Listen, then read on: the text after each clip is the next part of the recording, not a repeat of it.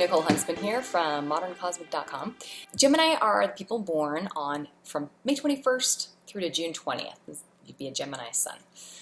Gemini is a zodiac sign ruled by Mercury, and I always think of a flock of birds chirping at each other and talking to each other. Gemini energy is really busy. We've got Mercury, which orbits the sun in 88 days. That's the year. That's a year for Mercury, right? It's very quick. So Mercury types, whether it's a Gemini or it's a Virgo, they have a nervous energy to them and a busyness.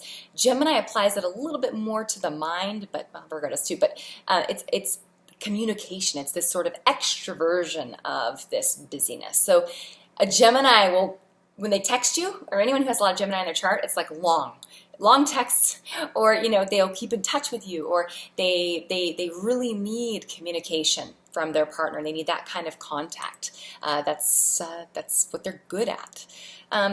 Also, Geminis, they need to be moving. They love to try new things. They always have new ideas. They're quite bubbly and refreshing, and they can change their minds a lot and change their life direction a lot because they almost have too many ideas and too many things going on.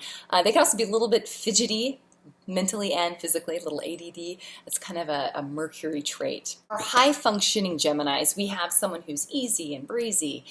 They've got a cheerfulness, a versatility to them. They're good at multitasking. They're rational for the most part. There are other things to look at in the chart that will suggest otherwise, but they're open to new experiences. They're spontaneous and fun, and they've got a good sense of humor, conversationalists. They're just kind of happy, happy-go-lucky. That's very Gemini. If you're pure Gemini, they don't wade too much in those deeper waters of deep emotion and existentialist feeling or thought. A low-functioning Gemini, on the low side, they can be overly loquacious, right? They can text you too much. They can maybe not recognize when it's time to we don't have to be talking the whole time. We can sit in silence. Remember, you need to look at the person's moon sign, their Mercury, and other things in their chart and see where that sun is actually placed, which house it's placed in. That's going to adjust this because Gemini is mutable, so it's quite overridable by other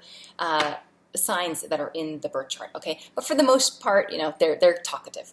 And if they're not extroverted with their talkativeness, then it's happening inside of them, okay? So they're going to analyze everything, and they're going to have a lot going on inside of them. So it's almost like the quiet Gemini is the one you really need to worry about because there's even more going on inside of them than the one that's extroverting it. All right, they have an anxiety to them. They can be flirty, not really anything necessarily meant by it, but they are quite flirty with the opposite sex. It can be hard to pin down. They can have problems with commitment. They can have like a Peter Pan thing happening where they just want to be like a little kid for forever and they won't grow up and, like buckle down to the realities of life. So they can be a little bit childish in a different way than Aries. It's kind of like they just don't want to take things seriously. They want to be free to... It's almost even just they change their mind so much that they can't just stay focused on one path. Gemini in love. Geminis like things to be fresh, light, bubbly, like I've said, they're little butterflies flittering about from flower to flower. In love, they enjoy conversation. They have to have conversation. They have to have communication, whether it is verbal, whether it is written through text or letters, or sharing music with each other, or sharing poetry or things that have been read. They are always like talking to someone. True Gemini is quite talkative and social, and sometimes in romantic relationships, because they have this sweetness to them and this lightness and easiness, when they really fall in love with someone, they're not quite sure what to do with these feelings. It's kind of like, oh, geez, like it's bringing them, they're usually up in their headspace or this throat chakra area, right? This is where they operate. And it brings them down into the part of the body where there are no words. They can't put words on the feelings they're feeling.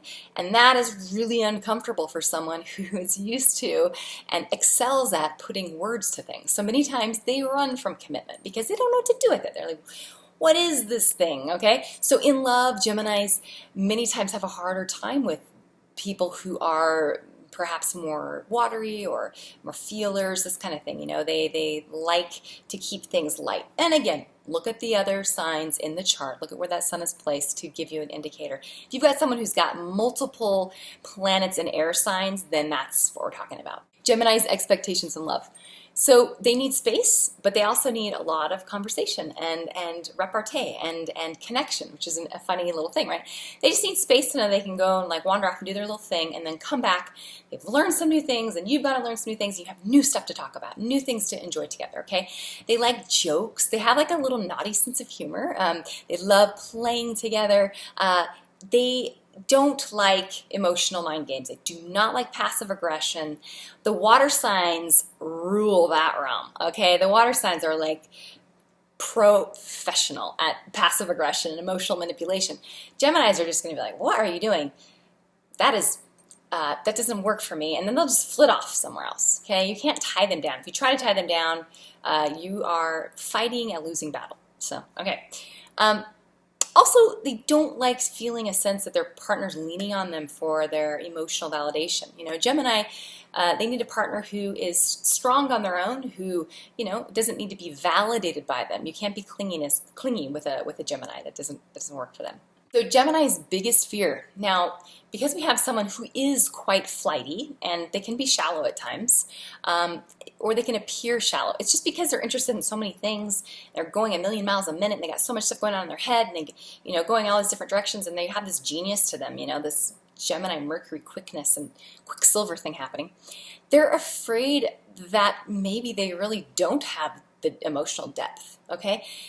A lot of times Geminis have been accused by loved ones in their lives that you know, can't you take this seriously? Why can't you commit to me? You know, these kinds of things. And the Gemini, this is an issue for them, something that they really worry about because, as I said earlier, that heart space is not their natural habitat, okay? They are cerebral and they are, you know, throat chakra, they're communicators. Heart stuff, intuition, this does not have words. So unless that Gemini has some strong placements in their chart that they need some water placements or even some fire, which will bring them down into their body at least, or earth, you know, this is going to be a fear of theirs. They're going to worry that they don't have emotional depth. So don't ever accuse them of being shallow, right? See them and meet them where they're at and help them put words to their feelings. Help them put words to the things that they can't voice, okay? That's how you can help them overcome this fear and help them to grow. Gemini and Gemini, here we've got two busy, frenetic people coming together to share ideas and share experiences with one another. This is going to be a relationship similar to the Aries and Gemini relationship in that there's a lot of energy. With the Gemini, this is going to be more from the realm of the brain and the mind. So this is kind of communication and just quick-paced, never where you left them. When you go to find your Gemini, they're elsewhere, right? So two Geminis together, this is a very busy combination. Gemini and Gemini together as a relationship, you know, there's a lack of earthiness, which would be sort of that grounded sensory experience here in the here and now. And also Gemini, you're lacking in water, you're lacking in emotion, and you're lacking in fire, which is passion. So when you put the same sun sign together, regardless of sun sign, there is a certain commonality and harmony between the two signs or the two suns because they are of the same zodiac sign, but they're missing, and they will have many of the same weaknesses and flaws because they're missing the strengths that maybe they would have from a different partner. So Gemini, this is one where their long-term interaction is one that could be kind of ADD and lacking in focus and lacking in direction. They could really struggle with making things concrete and in the here and now. Both are not huge on commitment. It's going to take them a while to decide whether or not this is the one for them because they're all about many, many, many different possibilities and opportunities. So for them to both get to a place where they feel like the partner is the one, we would expect to see some, you know, something else on the moon. So this would be Earth, or perhaps having those suns in houses that are, you know, oh, sorry, guy, in houses that are earthy houses, specific areas of conflict. You know, these two are quite cerebral, and they're going to have two different ideas and lots of ideas about how things should be done. You've got two people who are multitaskers who like to do a multitude of things at once, and they could be operating in their own, you know, two separate spheres. And so you've got two people who are kind of going in a million directions at once at the same time. So you can see how that might be a conflict. Specific areas of harmony for these two would be that they are both air signs. They both are people who don't feel very comfortable in those deep waters of emotion.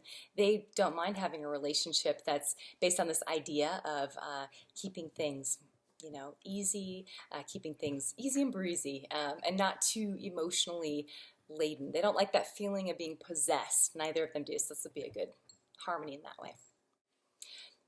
Conversation is also an area of harmony for these two. They'll have great conversations, some good back and forth repartee, jokes. To me, though, overall, this is not a super great combination for love. It's great for friendship.